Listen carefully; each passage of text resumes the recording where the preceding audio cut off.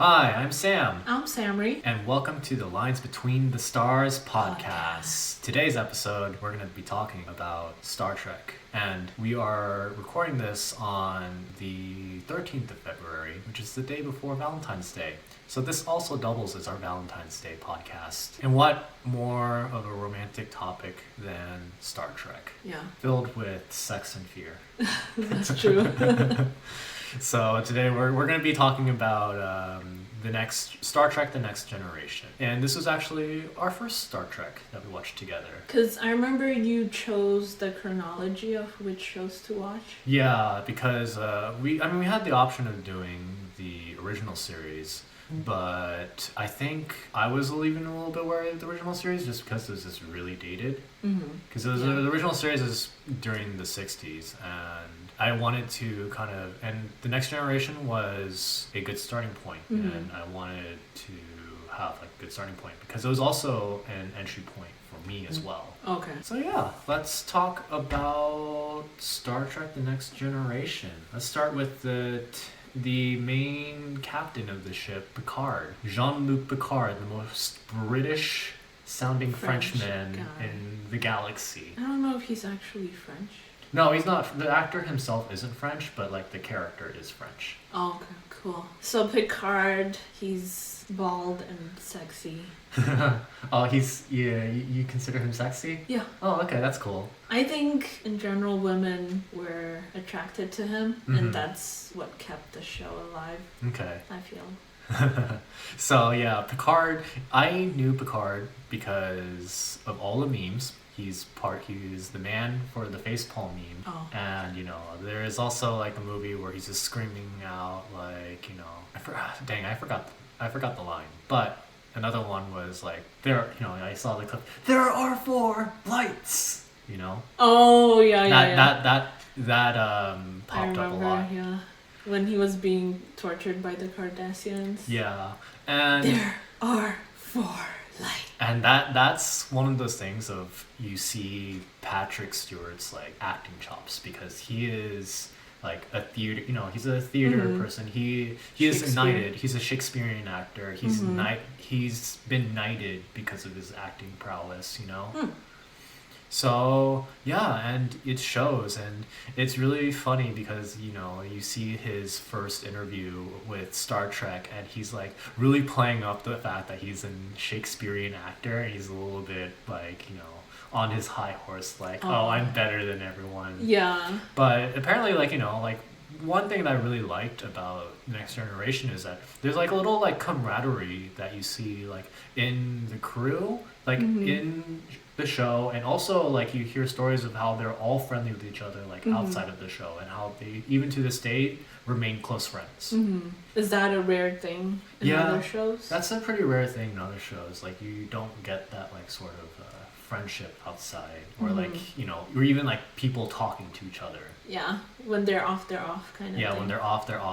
Yeah, it's my take on how I work. Yeah. So I mean, Pickard, he's a great captain. He is from he's all other a reasonable person. Yeah, he's a reasonable person, and from like all other shows we've watched, like the captain is usually like some like hot-headed guy, and he's like rushes in, big old action man. Yeah, that's true. Oh yeah, there's a lot of like toxic masculinity that we discussed before. I like Pickard because he wasn't like the kind of guy who's obsessed with like distinguishing himself as the most masculine. Oh man, like the original series would not have been a good place to start in that case, because that's Kirk, Captain Kirk's kind of like whole thing. He's like a really like manly guy, So I think they have Pickard being kind of more of like a thoughtful person, like on purpose to differentiate Captain Kirk. Like this is a different show. That's good. Yeah. I like Pickard. I think as a captain, he might be my favorite captain. Like out of all the captains. Yeah. And also another thing to note is how, there was bromance, in the show, because Q was obsessed with Pickard. Oh yeah, Q was in love with Pickard. And there was a lot of like logic or philosophy play about like what's the meaning of life. Yeah. What does it mean for, you know, you to not believe in God or something like that. Right. Like there was a lot of questions like that. I think my favorite episode with Pickard has to be the one where he gets hit with that satellite beam, where he ends up being on like a planet and he's like living out this planet's like last years.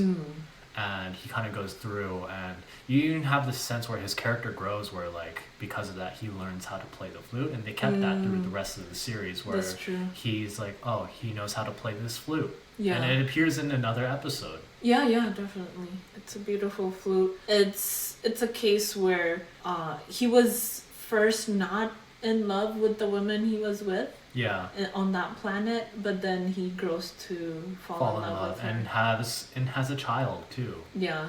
And even though it's like these memories have been implanted, like it really affected him and like his character. Like he treats, I think from then on, he kind of treats relationships differently. He kind of treats children differently too. Yeah, definitely. You know, because before that he's like, oh, I don't like children. Yeah. And then after that, he has such a different vibe with children. Yeah. He speaks to them, not down at them. Yeah. And for a character, like, you know, usually with like older characters, you don't see much like growth in them because you wouldn't expect them because you're like, oh, they've already grown. Yeah. But this one's like, no, like even at like an older age, you can still grow internally. Definitely. And it also is nice that like, you know, he wasn't like the biggest action person, you know. Yeah. I mean, Star Trek isn't very much of an action series, but this one is like, you know, it's for us, since TNG was our first one, it was like the first time seeing like a show that wasn't all about like high stakes action, right? At least for science fiction. So next, let's talk about Data. Data, the major heartthrob of the show.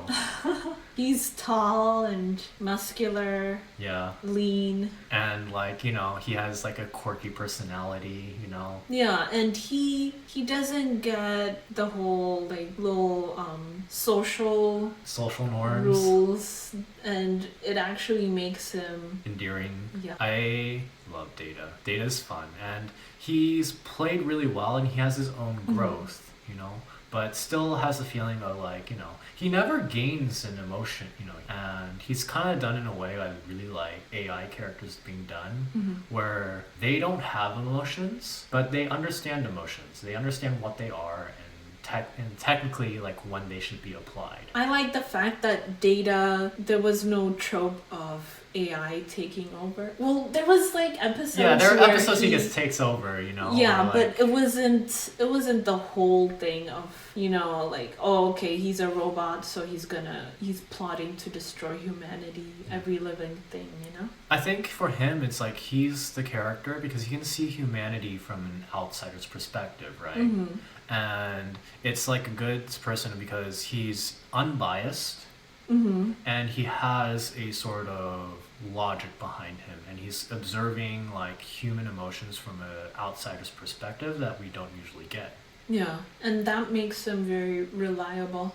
And there are things where, like, you know, he's the strongest, he's the smartest, but, you know, he doesn't understand a lot of the norms, and so he's like a child. Yeah, his weakness is his lack of understanding of emotions. You can even say he's a little naive in that case too, right?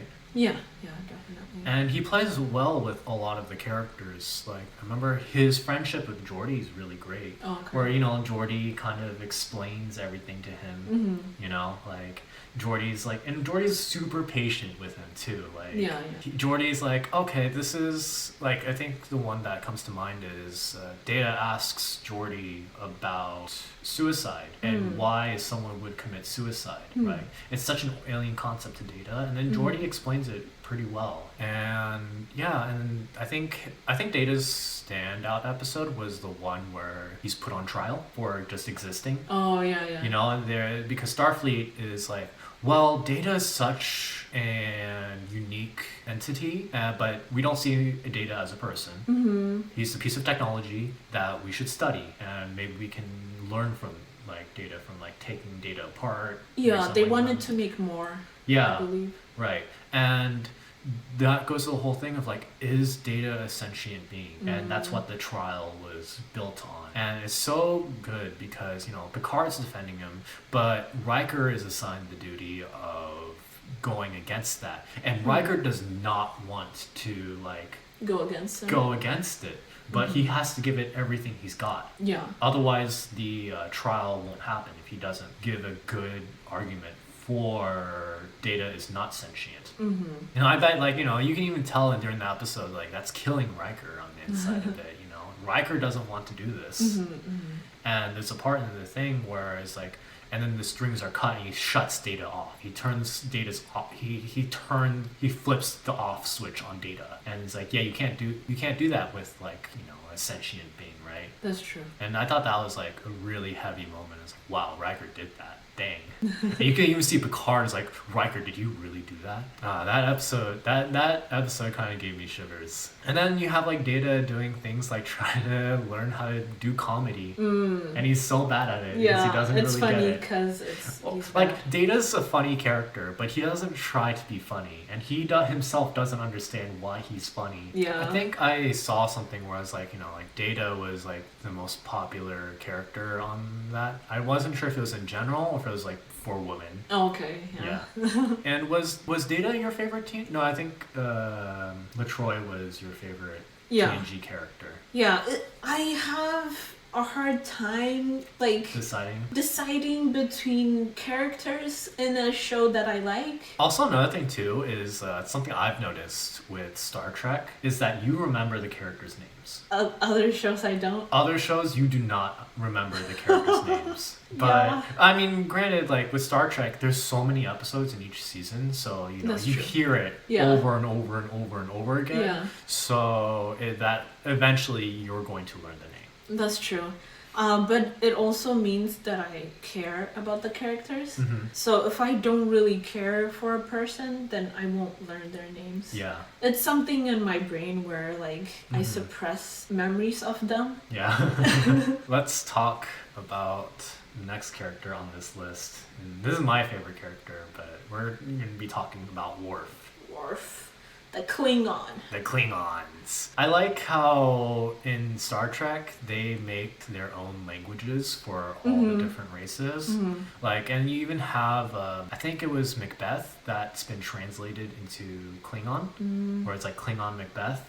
And because I think that joke appeared in like some movie or something where they're like, oh yeah, the Klingon Macbeth is so much better, you know? Oh, okay. But like, and then someone actually translated Macbeth into Klingon or something like that. Oh, okay, after it was said. Yeah. Nice. And like, you know, the language, someone wrote a language for it so that like it can be translated. And it's like, man, there are people who actually know a fake language. Yeah, there's linguists who worked with Star Trek, and I think that's pretty cool because I'm into languages, and it's fascinating to be able to create something new artificially. This is my hot take about Worf, but I like to describe Worf as a Klingon weeb, where he has this fantasization of what Klingon culture is supposed to be.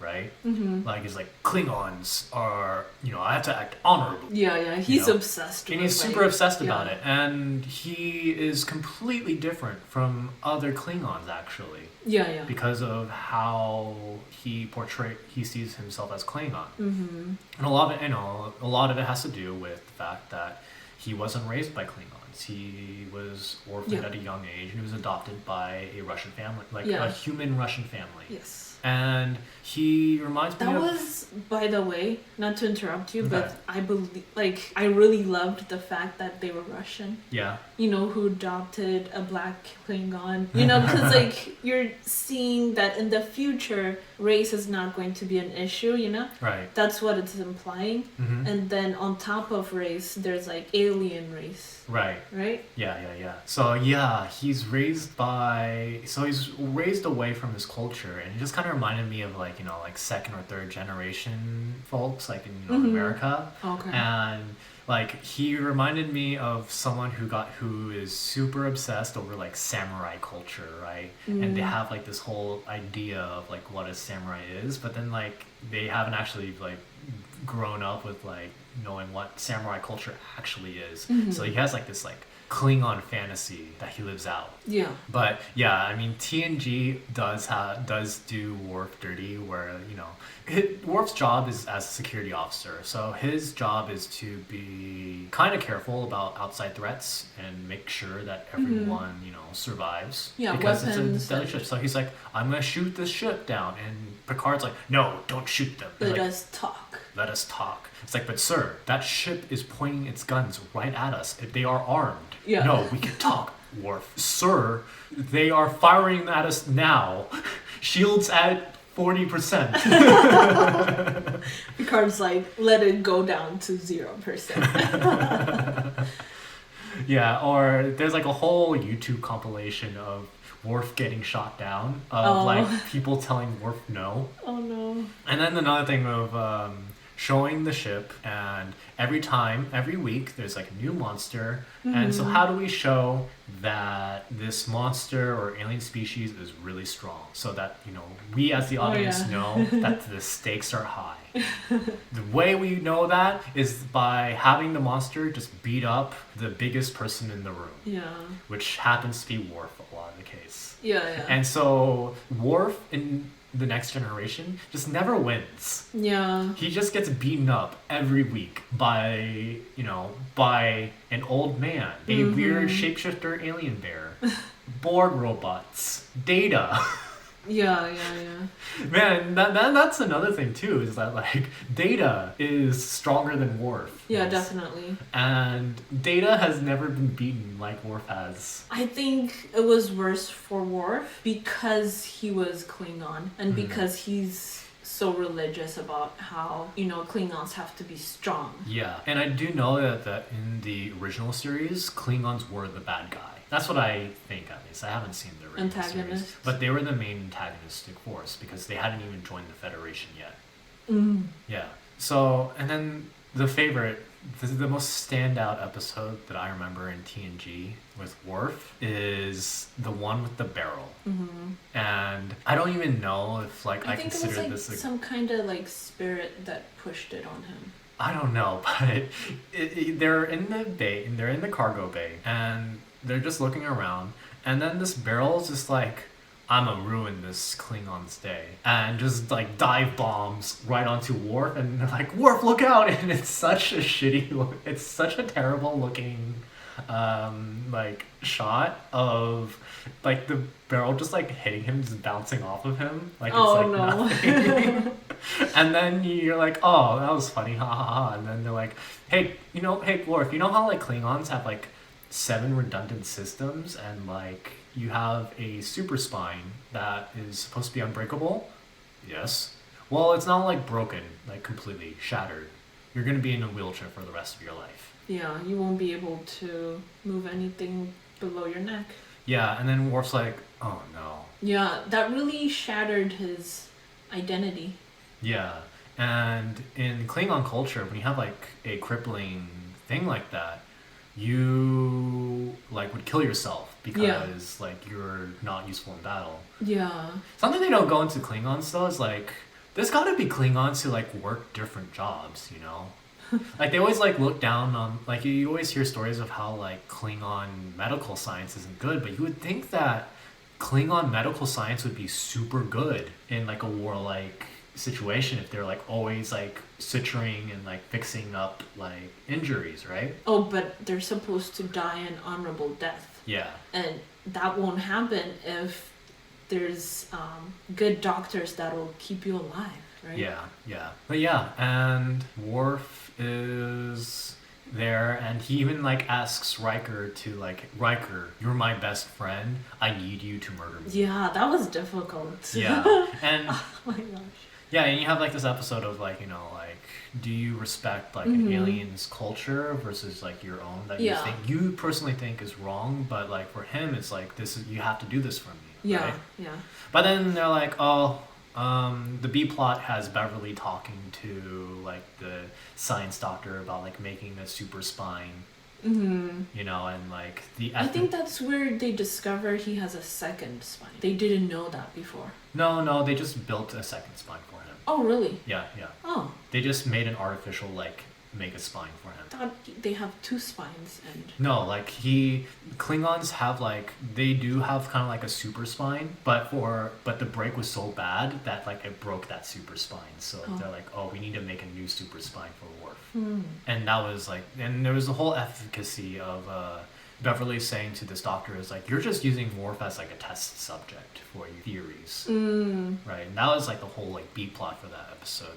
Yeah. But then like there's another thing too that is a running theme with Worf is that Worf's a terrible father. Yeah. You know? During this whole thing he's like, Alexander, you're going to have to be orphaned because I cannot live with myself. And then Alexander's like, the heck, man? Yeah, Worf's argument was that, okay, like, since I can't be with you constantly, then I'm not going to be a good father to you. Therefore, let us not actually live with each other. Let me not even try. Yeah, and that's terrible. Yeah. Like, Worf is a terrible dad. I will fully admit that, even though he's, like, my favorite character. Yeah, because even though, you know, like, I don't think there's going to be any... parent who will be like, oh, I'm perfect. Right. Or any kid who's going to be like, oh, my parent was completely 100% perfect. But you're supposed to do your best, put in some effort, instead of like, okay, if I can't do 100%, then let me not even do 1%. Yeah. That was his argument. That was really annoying. Yeah, I did not like that. And yeah, it's really weird. And Alexander was an annoying kid, you know? I mean, he did lose his mother, Yeah. and he had a complex about that. That's true. But he was also really whiny, too. He's like, yeah. Yeah. He was raised by his mom until he was like 5 or something? Yeah, and then he doesn't have... His mom was super anti-Klingon, for the most part. She was like, She's hate half. Klingon. She's Hafu, but she's like, she hated Klingon culture, right? Yeah. And she's like, oh, I hate Klingon cultures. I'm going to make sure my son doesn't even touch Klingon culture. And then you have Worf who's like, but I love Klingon culture. Yeah, and also their relationship between Worf and Alex's mom, it was kind of like, it's a toxic... like. It was hecka toxic. Yeah, they would come together, fight, and, you know... Maybe it was just Klingon way. Yeah, some of it was Klingon way, but a lot of it was just like, yeah, they ended up being kind of toxic. She didn't even tell him that he had a child. Yeah, and she just like comes and she's like, okay, here's your son. Yeah, I would have been like, what? Why didn't she tell me about this before? I think she only told him because she was dying or something. Something dramatic. No, something dramatic happens. But I remember she got like assassinated. Shouldn't she get assassinated? Yeah. And actually, Alex found her. Yeah, and then Worf found her, and he does the whole Klingon. Yeah. But Worf is done dirty in The Next Generation, but he's done really well in Deep Space Nine. We'll talk about that. Yeah, we'll talk about episode. Deep Space Nine in a different episode, since this is The Next Generation episode. So, next person on our list is Geordi LaForge. So Geordi has a cool glass that lets him see in a different spectrum or something? He can see in any other spectrum besides like the normal spectrum. So he can see like infrared, ultraviolet, like a lot of other stuff. And because he has that, because he himself is blind. Yeah. So it's a nice like disability representation as well, which is another cool thing about Star Trek, right? Yes. Star Trek gives pretty good representation over a large variety of like races and cultures. And Geordi is the chief engineer.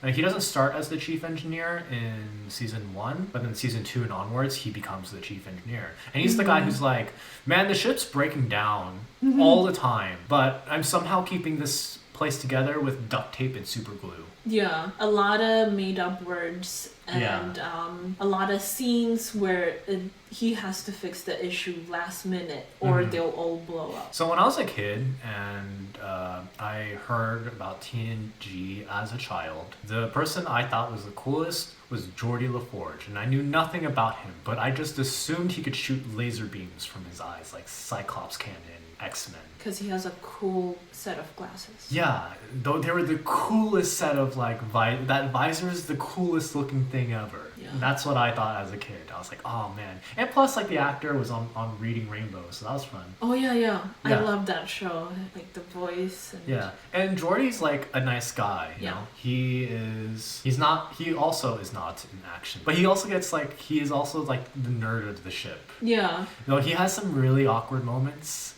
There's the episode where he's trying to learn more about Enterprise as a ship. So he uploads the hologram of the ship's architect, which is like this attractive young woman, and he starts like flirting with her. Yeah, he falls in love. He falls in love with her. Hollow. Yeah, and then like he meets her in real life, and he's like, oh shit, I'm like in love with her, but I haven't actually talked to her. And I think it's funny because he even realized that like, oh, this is a problem. Yeah. You know? And then she finds out about the hologram, and it's like the most awkward moment where he's like, oh no, Geordi, please. Yeah. It's like seeing a stash that a guy like, you know, like if he's, you know, videotaping you in secret or taking pictures of you. That's really creepy. And then also like she's married too, so like, she like says like she's even reconsidering her thing of like, hey, let's be friends, and she's like, no, not even friends. Yeah, let's cut this and make it very professional. And then in the end, I think they do become friends, but it was a very awkward moment for Geordi. And also, if you've noticed, Geordi doesn't have stable relationships. Yeah, he doesn't get like any romantic relationships. Yeah, and I mean, because you have like Riker for like all the whole like relationship flings. Yeah. And there's something about like, you know, media culture that portrays like nerdy characters as like not as desirable. Yeah. Or like incapable of being masculine or being attractive to women. Yeah. Because there was a scene where he falls in love with a black woman on this like she lived on a satellite. Yeah. And then even that didn't end well. Right. You know, so that was kind of sad.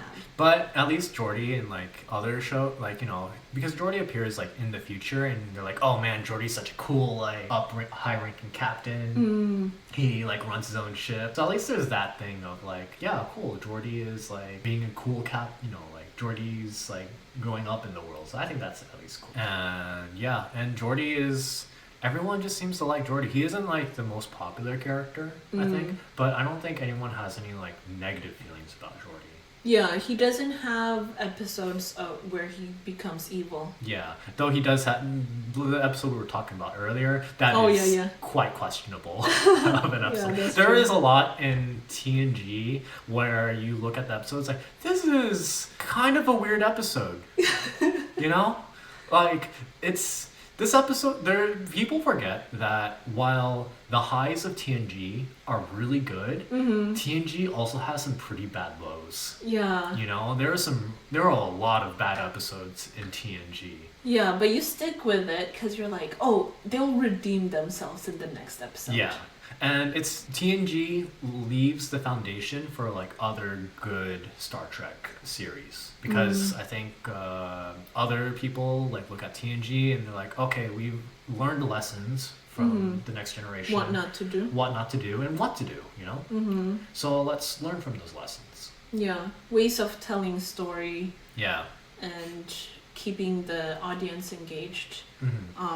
Geordi was also a good mentor. Yeah. To Wesley.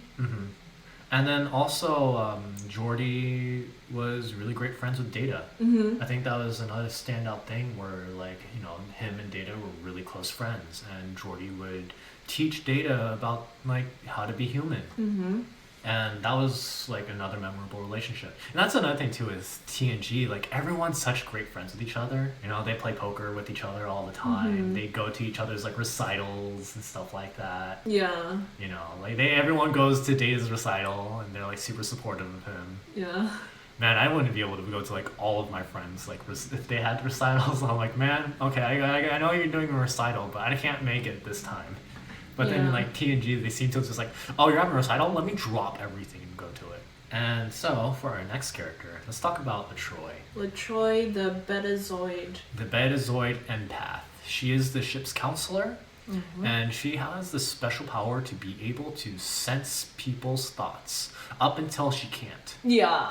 When it is crucial for her to know what someone else is thinking, she won't know how to do it. Yeah, that's the only problem with Troi, and I think it's like a problem with a lot of female characters written in like the 90s or 80s, is that a lot of them just aren't written well. That's true. Whenever the ship counts on them, they fail. Yeah, and another thing too is like, you know, like she spends 6 of the 7 seasons with like this really like low cut, you know, like this low cut V shirt, you know, V shirt, and she's not even wearing like the normal uniform that everyone else is wearing. And it isn't until like season 7 where like they get a new captain, and you know, we're seeing this captain, we're supposed to see him as this guy who's like, he's so rigid, and he like the crew hates him, and he doesn't like the way that the Enterprise is run. And one of the things that he says to Troi is, hey, I need you to wear the standard issue uniform, right? Yeah. And I think that's like supposed to be the thing that like, oh, like we're supposed to hate that. But then everyone actually likes that. Like everyone actually liked the fact that like she wore the normal standard uniform. Yeah, and they were like surprised that they liked it too. Yeah, and then like I think the actress herself liked wearing the uniform too, because she's gone on record saying that at the time there's like a rule in Hollywood where if you were like the sexy character, you couldn't be intelligent. And that probably hurt like her character too, because like up until season 7 she doesn't go on any of the ground missions, right? Yeah. But like once she wears on the full uniform, she's allowed to go on the ground missions because she stops being the sexy character, right? Yeah, it is an interesting topic about, you know, the whole respectability. You know, it's called respectability politics, where people are expected to dress up and speak a certain way in order to be taken seriously. And if you speak and act in a way that's considered professional, quote unquote, then you get promoted. It's very beneficial. Like you can see the difference of you being more, quote unquote, professional acting and get like progressing toward like across your career. Right. And it's kind of something that's not fair for the female gender. Yeah. You know, because there's studies about how throughout your career in management and beyond, the look of women counts for or against them, depending on how they conform to beauty standards. Yeah. Versus for men, it doesn't matter what they look like. Up until the very top. Like if you're the very top, you have to at least, you know, like dress well, right, and lose a bit of weight. So another thing that we see with Troi is that she, like, Pickard respects her a great deal. She's like sitting right next to Pickard. On, like, you know, like Pickard has Riker in his first seat, but the other side of Pickard is with Troi. Yes. And it shows like a lot of Picard's character of how much he values her being like right next to him and being able to like navigate these like political situations that they're going to. It's because Picard's first thing is, let's talk. Yes. But in order to talk, I also need to know like what they're feeling, and the Troi is like a good person with that. And I really wish that the show kind of respected the Troi in that manner. I believe it did. It did. It's just at the same time it sexualized her. Yeah, and then a lot. Troi has the worst episodes dedicated to her, because a lot of it have the damsel in distress where she's like being sexually assaulted by all these creepers. Yeah, creepers of all races. Yeah, and entities. There's the first episode in season 2 where a space ghost impregnates her. Yeah. And then she gives birth to a child, and she's like, no, I'll keep the child and raise the child. It's like, okay, Troi, okay, I suppose so. And she gives, and the baby starts growing at a super accelerated rate, and then, like, dies in an instant. Yeah. Like, not even, like, a week, I think. Yeah, and then when it dies, it turns into a spirit, and Yeah, then and it leaves. thanks her for raising it, and it's just like, oh, I just wanted to experience, life. Yeah, and then it's like, they And I'm like, never okay. talk about it ever again. Yeah, you're like, oh, this is such a weird episode. Yeah. All of those episodes, like, I usually, like, fell asleep during those episodes. Okay. And I'm like, oh, I don't want to, like, these episodes are terrible. Yeah. And then, like, she has a friendship with Beverly, the other ship's doctor. Mm-hmm. And it's usually kind of like the stereotypical, like, Female friendship. Yeah. Oh, let's talk about hot guys. Yeah, And let's do do yoga. They're always doing yoga or, like, some sort of, like, exercise. Oh, another Troi character quirk is she loves chocolate. Yeah, she can just, like, have chocolate as a meal. She has a problem. She is, like, addicted to chocolate. Yeah, whenever she goes to the mess hall, she's like, let's do chocolate. Yeah, and, like, like, it's seen as, like, oh, it's just a woman thing, Yeah. And, like, no one's like, Troi, like, you're eating a little bit too much chocolate. You think you should, like, cut down? She's like, no. No way. I want to see, like, an alien species made out of chocolate, and then, like, like, Pickard's like, Troi, what are these chocolate beings saying? And she's like, I must devour them. I want that to happen so badly. Yeah. Let's see. Oh, she has, like, a relation. She kind of has, like, this whole, like, relationship with Riker throughout the series, where it's like, will they, won't they? Yeah, on and off. On and off. And it's weird because, like, at least from when we were watching TNG, we haven't watched any of, like, the TNG movies, but we see that, like, at the end, Troi and Worf get together, but apparently they, like, break up, and then in the movies Troi actually marries Riker. And so it's like, and I always felt like in the series they're like, Riker and Troi are like, yeah, we were together, but it doesn't work out between us. Yeah, she went with Worf because Riker just couldn't commit. Yeah, he's like the typical player guy who's just like, oh, let's just see how it goes, But she wants to have kids. Yeah. And, with women, you don't have, you have a limited amount of time where you could get pregnant and have kids who are healthy.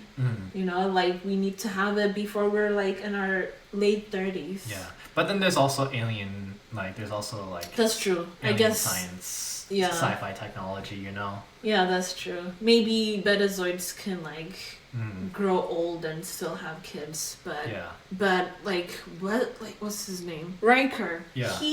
Let's see. He's a philanderer. Yeah. Like, he can't stay with one woman at a time. No, like, he's, like, sleeping with, like, another woman, like, every episode. New woman every episode. Every race of alien. He's probably gotten every single alien STD in like, the planet. And, it's, like, almost like a callback to, like, the original series, because Kirk in the original series also is, like, a womanizer. Oh, okay. Who sleeps with, like, every alien species imaginable. Kirk, I know we're not supposed to talk about the other shows, but he didn't appear to be a womanizer in Discovery. Movies? Or Kirk, right? Kirk didn't even appear in Discovery. Who was that?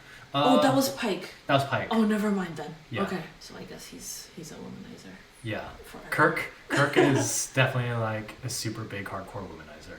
And I guess we're talking about Riker now. But yeah, Riker is the captain's first mate.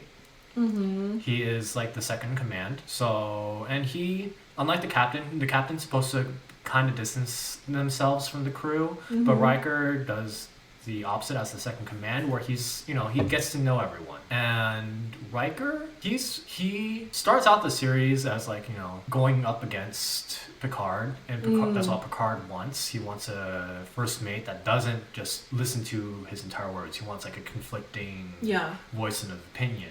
And then, but Riker ends up just being like, oh, Pickard, like, I will follow you till death, Yeah. And then Riker in the first season, he's like very ambitious. He wants to be captain, but then later on, you see that like he's actually turned down a lot of requests for him to be captain, so he can be the first mate on Enterprise. Yeah, I think that goes to a lot of saying like how much he respects Pickard and how much he likes the ship Enterprise. Yeah, but yeah, he is also the character who sleeps with everyone. Yeah, every episode, new woman. Yeah, and it is, I think, a product of its time. That's you have true. the character who's like, who is the player. Because I feel like Playboy characters nowadays are played like, what are you doing? Why are you like sleeping everywhere? It's not as like glorified as it once was. Yeah. I mean, I think it still is. You still have the characters around, definitely. but it's like a different vibe. And yeah, he has a friendship with everyone on the crew. Like, he's friends with Worf. He's close friends with Worf. Yeah. He's close friends with Data. And Worf? Yeah. Did you say Worf? Yeah, Worf. Oh, not until the end. The end, things get awkward between the two. They became enemies. Like, we needed to have... Okay, so at the end, they become enemies because Troi was like, okay, I'm giving up on this. Yeah. I'm going with Worf, who has always liked her. Like, throughout the whole show, you can see how he's like this feeling that he's into Troi, but then she doesn't know that. Yeah, despite the fact that she's able to read emotions. I know, right? Yeah, and then like Worf, I don't even think that Worf even knew he liked Troi, right? He's always, because he's like so in his like Klingon weeaboo thing where he just thinks, oh, I only like Klingon women too. And then like in the end, I think there are a couple major things. I think Worf goes through a time loop.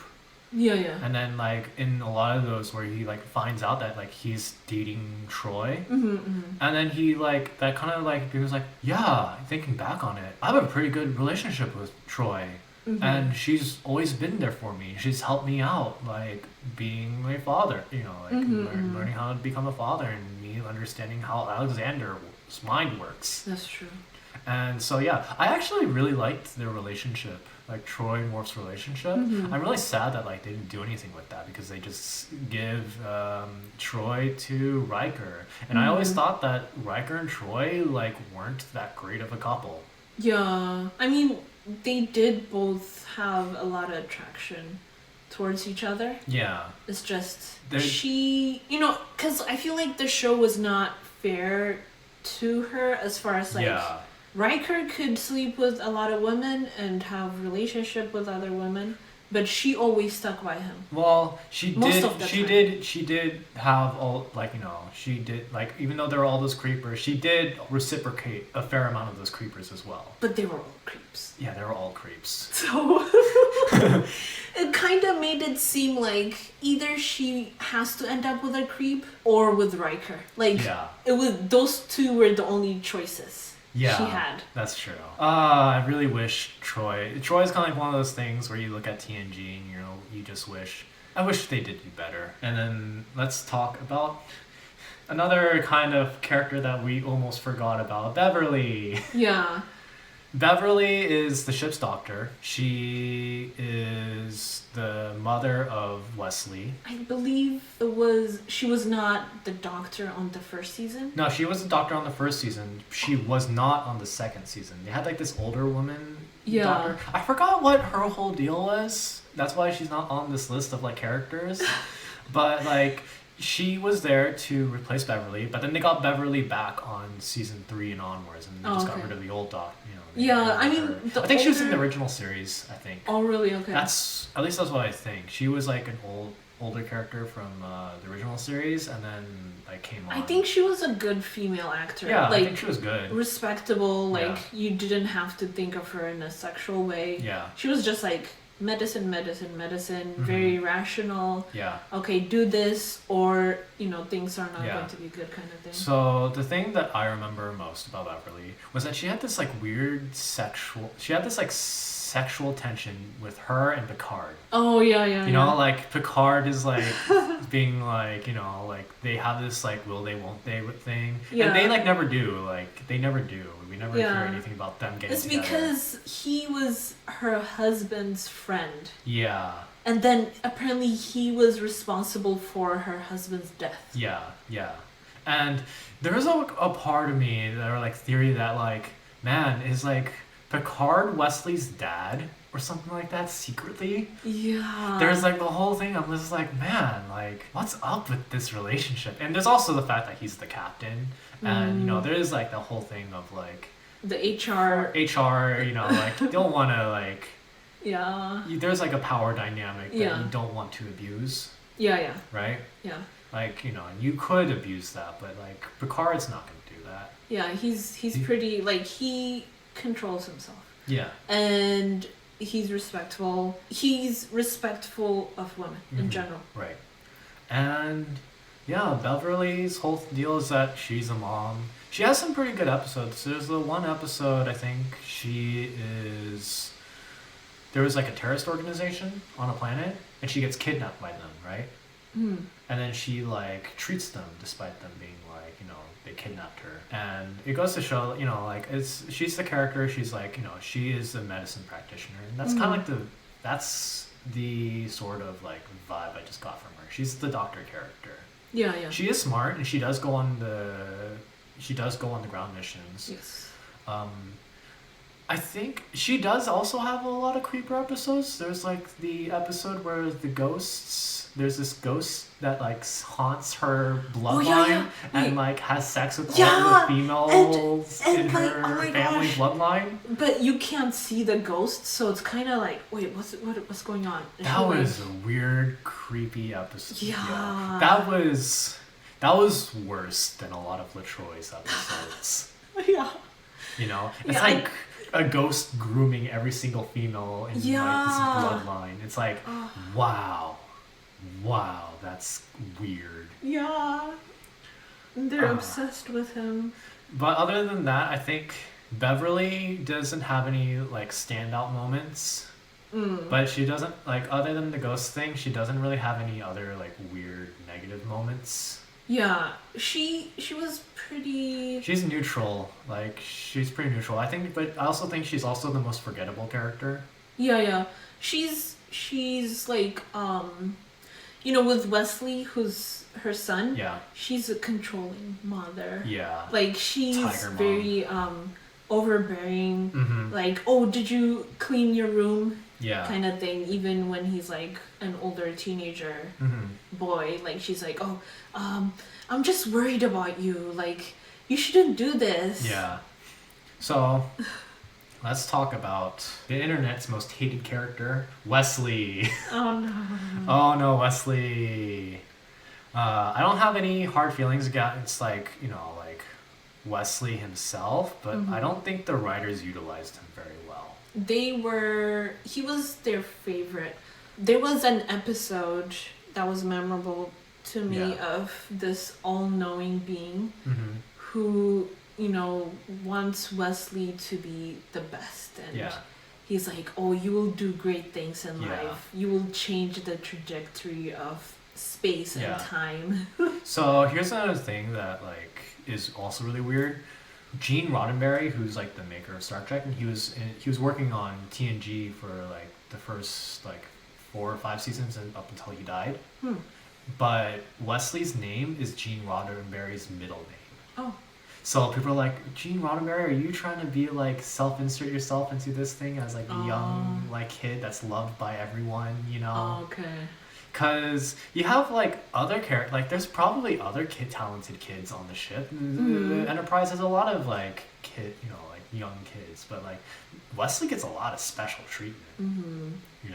And despite all this special treatment, he fails the Starfleet exam like 3 times. Yeah, I mean he basically joins the crew, like the bridge crew, which is like the most prestigious Yeah. positions you can find, and he just like moves into a position Yeah. without doing any study or work. Yeah. And then you always see, like, oh yeah, Wesley's studying, but you know, like, he kind of is just handed a lot of his like thing. And season 1's pretty bad too with a couple things, because he's always like, oh, like, I'm so much smarter than you know. And you have like, you know, this like Starfleet engineer who's like, kid, what are you talking about? Like, man, I'm just trying to do my job. And yeah, a lot of people do not like Wesley, and I think the actor Will Wheaton, like, remember that Wesley like nearly ruined his acting career, because like he would try to you know, like, audition for another show, and it's like, aren't you that Wesley kid? Man, I don't want you on the show. Oh no. And like, I don't think it's like any fault of him. I think it's just kind of like the card has been dealt. Yeah. And yeah, overall, like, Wesley gets he appears a lot in seasons 1 and 2, and like, but like the amounts of times he appears gets less and less. And he goes to Starfleet and like doesn't really appear until like maybe one episode per season after that. Yeah, there was an episode where even when he was in Starfleet, there was a case where there's a case where he and his friends did this like this dangerous move, and then they attempted to do it and actually got one of them killed. Yeah. And that also didn't portray him in that great of a light, because you know, he's willing to like not. I mean, he did do the stand-up thing. He did do the stand-up thing after Pickard advises him to. Yeah, after Picard's like, yo, you need to come out with this. Yeah. And yeah, and then in the last episode, he's kind of like, Wesley, I heard that you're not doing so hot in Starfleet. What's up? And he's like, I don't like Starfleet anymore. It's like, I was like, you're just like, kid, weren't you like, man, like in the first 2 seasons, you're like, man, I want to be in Starfleet. You like did all this stuff to get into Starfleet, and then afterwards, like, you know, like he's like kind of like fed up with he becomes like a god or something. Like, yeah, he becomes like a time god or something. It's really like, weird. He goes with like Native American. So that was like, remember that's the episode where like the Marquis actually start. You know, because like there were these like, it's this weird episode that has like the biggest like impact on that world. Right? Because you have this Native American tribe who are like, you know, they were traveling the stars to find a new home. They found this place where like the spirits have told us that we should settle here, right? And it's like our new ancestral ground. And we worked to build this, and then like the Federation has a new peace treaty with the Cardassians. Yeah. Which, man, the Cardassians was like a very confusing name for me, because I just think of the Cardassians in in real life, and I think it's fitting that the Cardassians are these like leather-faced like entities, because it matches up with the Cardassians in real life. Yeah. Yeah, you know, like it's.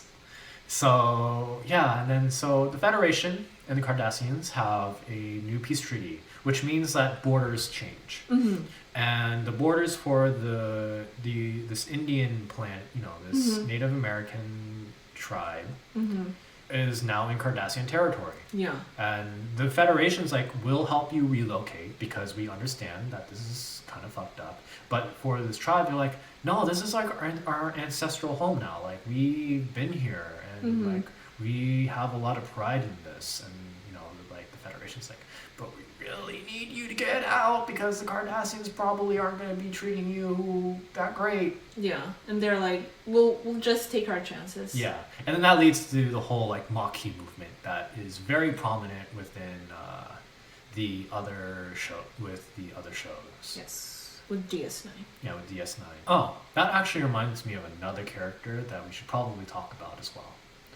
Let's talk about Ensign Ro. Do you remember her? Was that... She was, let's see, what's the race called? Kira's race. Oh, Bajoran. Yeah, she's the Bajoran ensign. Oh, okay. She appears like in... Briefly? She appears in brief episodes. Like, she's not a main character, but she... Oh, yeah. Oh my gosh, yeah. She appears, yeah. Yeah, she was like a strong female character who's like very rebellious. Yeah. she put a new air in the ship because, you know, everyone on the Enterprise gets along with each other. Like, you know, they all agree with each other, you know. And Ensign Ro is like the first person who's like, I don't agree with what you're saying right now. Yeah, she's like, I'm just here to work, to do my job. Yeah. I'm not here to make friends. She has like a big chip on her shoulder too because, you know, her life as a Bajoran. You know, the Bajorans do not have good lives. They have really rough lives. She grew up in a refugee camp. Yeah, because like, you know, the Cardassians like pretty much did not treat the Bajorans well at all, right? Yeah. And I think the idea was actually Ensign Ro was supposed to be a character on DS9. But I think the actress herself didn't want to really commit to Star Trek because this is a long commitment, right? Yeah. And because you're expected multiple to years, you're expected to stay for multiple years, make appearances and like a lot of other like fan things too. Oh, okay, yeah. So it's a lot of work, and so like and maybe in that point of life you want more like variety rather than just staying on the same like role. Okay. But yeah, like Ro was a really good character, and what ends up happening is that in the end she joins the Marquis as a sort of spy for Pickard, right? But slowly but surely she ends up agreeing more and more with the Marquis like over time, to the point where she's like, Pickard, I can't do what you want me to because I believe in the Marquis more than I do Starfleet. Yes, and she basically becomes their leader. I really wish Ro appeared more because I liked her character too. Even though she didn't agree with, she kind of like broke up the romance between the characters. No, like it's because it seemed different. She was a good character. She was a really good character, right? Like I was really interested in like how Ro would appear because she was disillusioned by Starfleet, right?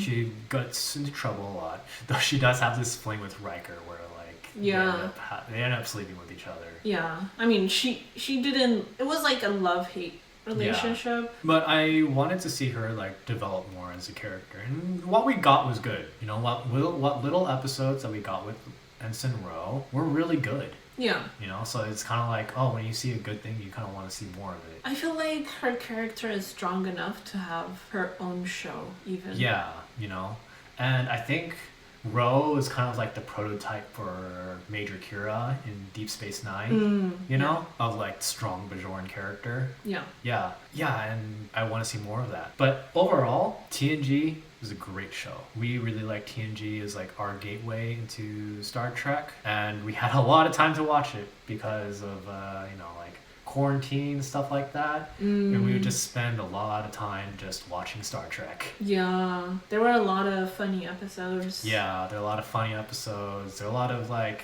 weird, creepy episodes, and then there are the really like hard-hitting episodes too. You know, there's something really special about Star Trek that we get, and it's a little sad because I feel like we're not going to get a series like TNG, DS9, and Voyager in the future. Why not? I don't know, like I guess it's not mainstream popular because like we have the modern Star Treks, right, and they don't have the same vibe as older Star Trek, right? It gets kind of close at times, but like I want to say that the show that was close, that resembled TNG, DS9, and Voyager the most was Lower Decks, which was, you know, the comedy one, you know. I felt like that was the most like callback to like that time of Star Trek.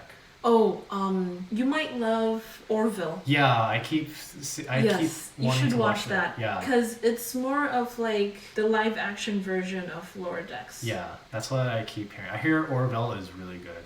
I still need to watch it. It's funny. Yeah, that is the Next Generation episode. In the future, we'll probably talk about DS9 or Voyager, Discovery, but we're going to be talking about all the Star Trek series. And in the future, if there are more Star Trek shows out here, we'll talk about them too, because we're watching the new Star Treks as well. And Orville is not in the Star Trek Enterprise? But we should probably talk about it. Or not Enterprise, sorry, whatever. Star Trek world. Yeah. It's like a spiritual system. Okay. Yeah. So thanks for listening. We kept this to 1 hour, and thanks for watching this episode. We don't have a dating. One character we have left, we forgot, is Yar. Yara is a character from the first season. She was the security officer at the time before Worf takes her position. She also eats the bucket pretty hard in near like the season finale, where you have this black goop monster that like throws her across like the thing, and it's like, oh no, Yara's dead. And I was like, wait, what? Yeah. Both of us were like, wait, what? Like unceremoniously just murdered. Yeah, I thought she was gonna come back to life. I think, me too. It wasn't until like the end where they have the funeral for her, we're like, oh, I guess she's not coming back. Yeah, and it's one thing where I think the character just quit, like the actress quit, because she didn't feel like her character was being treated well in that first season. Oh. Personally, I think it might have been good if she just kept at it. Yeah, you know, she was because I feel good. like and I think the writers like learned from that first season, and you know, I think they would have treated her pretty nice in the next episode, in like the next season. Yeah, she just didn't wait for them. She just didn't wait for them. Yeah, but like you know, she came back. She came back in different iterations. Like they have the alternate reality where the Starfleet's at war with the Klingons. Yeah. And then she's like on the ship, and then she has to go back. She has to go back in time to like you know like cause the Klingon peace, because like the ship back then saved a bunch of Klingons, which got the Klingons' respect for Starfleet. And I thought that was a really cool way to use that character. Yeah. And then you had the whole thing about like, you know, her daughter appearing because of that whole time travel shenaniganery. Yeah. And yeah, but the way they use her is really good. I'm really glad that like, you know, she found her own way of like staying on, like, you know, appearing on the show once in a while and being there, like, you know, kind of part-time. Another honorable mention I want to mention was O'Brien. Oh yeah. Oh my god. Because O'Brien appeared on TNG, and he's like a side character. He doesn't even have a name starting out. But people liked him. Yeah. You know, he's like, because he was kind of like just the down-to-earth like guy. They always said hi to him, you know. Yeah, yeah. And he's just kind of like the guy's just there who presses the button. Yeah, to make them, what is it? Transport. Yeah, he was the transporter guy. Yeah, and then, you know, he had a wife.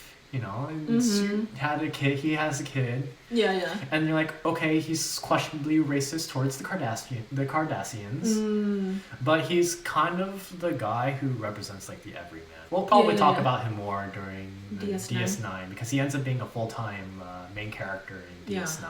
Yeah, but he was also one of your favorite. Yeah, I enjoyed it. Yeah. I think people either really like O'Brien or really hate him. I mean, I don't really like him, but I don't hate him either. Yeah. He's just... Yeah. He's like a side character, at least in TNG. Yeah. And then DS9 was like, this is where he went. Yeah, he was like the dad. Yeah. The dad character. Yeah, and he is a dad character. You know what? I like seeing dad characters. With the dad jokes and the dad advice. Yeah, dad characters are great. I love dad characters. Yeah, they're the safe men in your life, you know? Yeah, alright. So yeah, those are all the characters we have talked about. And yeah, overall, TNG, I'd give it a good solid like 9 out of 10. 8 or 9 out of 10, I think. Yeah. 10 out. I don't think it's 10. I don't think it's 10 out of 10. No. I don't even know if there's anything that's 10 out of 10. Yeah, that's true too. But I think I might give DS9 a 10 out of 10 personally. Oh, okay. I like DS9 a lot. Yeah, it was pretty good, yeah. Yeah, but yeah. TNG, The Next Generation, great show. I know The Next Generation is a lot of people's favorites. Okay. Yeah, a lot of people really... It's a classic. It's a classic, yeah. And I think it's aged pretty well, all things considering. True. There were moments of whenever there's an outbreak plague and they're just saying, oh, we need to lock everything down in quarantine. Yeah. And we were watching this during quarantine. And we're so we're just like, that's nice. They're all going into their quarantine. What a nice, fantastical fantasy that we have. Where everyone just goes nicely into quarantine and just like, you know, control the outbreak. There's no faction that's like, no, we're not going to wear masks. Yeah, gosh. But in this world where, you know, 2020 was the year of the Troubles. And Star Trek was a great way to get through the troubles because it was a nice positive outlook for the future. Yeah, it's a way for you to escape reality. Yeah. And imagine a future that's more positive. Yeah. Also, I like Star Trek because it's sci-fi that's not grim. Yeah. That's not like, oh, AI will take over. Yeah, and a lot of sci-fi is kind of like grim, you know? Yeah. And yeah, Star Trek is just very positive and, you know, like, hey, we can get past like racial tensions and we can get past like, you know, our other people, like, you know, like we can be good people. We are destined for great things. Yeah, and communicating and... Yeah, it's a nice show and I really suggest it. Like, I grew up with Star Wars and I just, you know, I recently started watching Star Trek and I like Star Trek more than Star Wars now, I think. I know they're like completely different shows, but I just gravitate more towards Star Trek. As a kid, I didn't like Star Trek because I thought it was boring. You know, no cool actions. Yeah, no, not really that much cool actions. But now, as an adult, you know, I can appreciate Star Trek for what it is now. It's a mature. It's more of like a cerebral. Yeah, it's more cerebral. Because I know a lot of kids who actually grew up with Star Trek.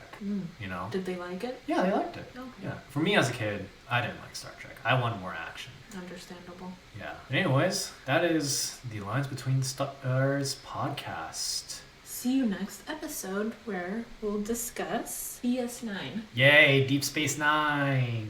All right. Thanks for listening. Bye, everyone. Bye.